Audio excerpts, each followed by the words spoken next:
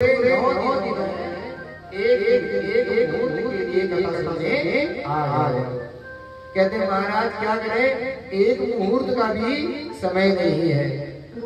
तो कह रहे हैं महाराज पूरे समय में, पूरे दिन में एक श्लोक सुन लो।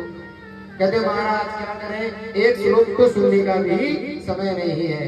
तो श्लोक आधम एवं, उस श्लोक का आधा श्लोक भी आप सुन लो तो कहते हैं उसको शिव गति प्राप्त हो जाती है, शिव तत्व की प्राप्ति हो जाती है।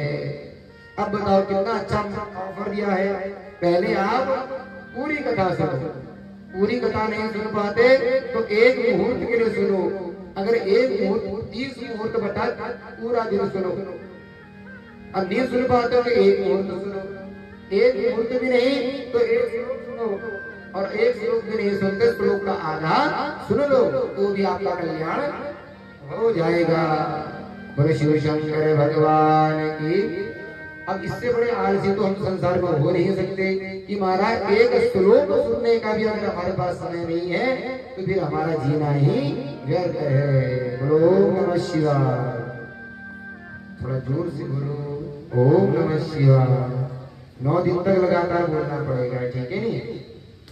पुराणं श्रवणं संभो नाम संकीर्तनं तथा कल्पद्रुमा फलं सम्यक् मनुष्याणां संशय।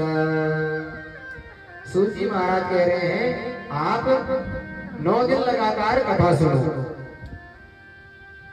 और जन्म जन्म तक पुण्य कमा के स्वर्ग, जन्म जन्म तक पुण्य कर्म करो, उसके बाद आपको जो स्वर्ग में फल मिलेगा। तो कहते हैं शंभो संकीर्तनम नाम, इस 9 दिन के भीतर शंभो यानी भगवान शिव के नाम का संकीर्तन करो।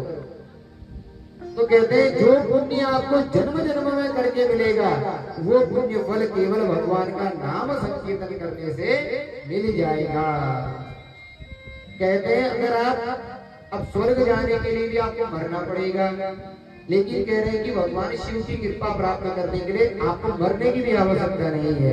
जीते जी आपके सन्मुख ये कृपा आपको मिल जाएगी।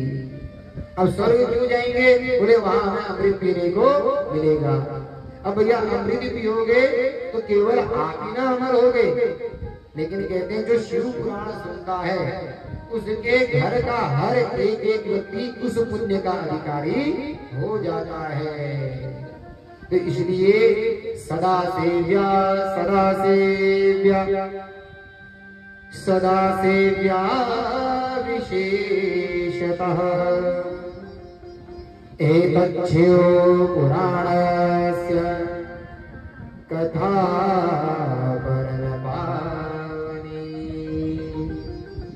तो कहते हैं शिव पुराण क्या है?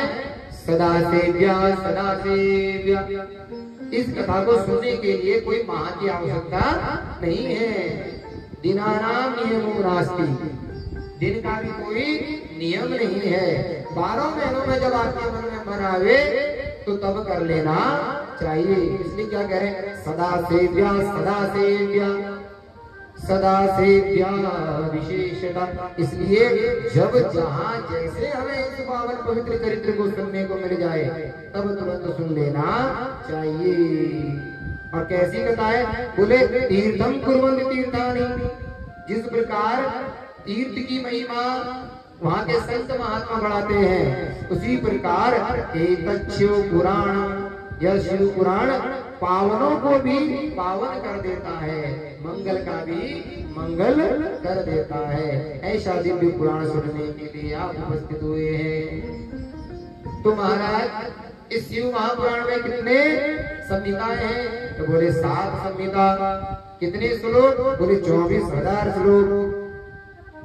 और सबसे बड़ी बात मजे की तो यहाँ ये बोल रहे हैं किम श्रुतैर् बहुभिः शास्त्रे पुराणेश्च भ्रमावहे शैवं पुराणमेकं हि मुक्तिदानेन दर्शति। कहते हैं अनेक शास्त्र बहुलाश्च विद्या, शास्त्र एक है ना अनेक है, विद्या एक है बोले ना अनेक है। अब भैया हमारी आयु किसके पास गारंटी है कि हम पूरे 100 साल जिएंगे, और वो 100 साल में भी हम सभी पुराणों को जान लेंगे, ये ऐसा कोई संभव हो सकता है?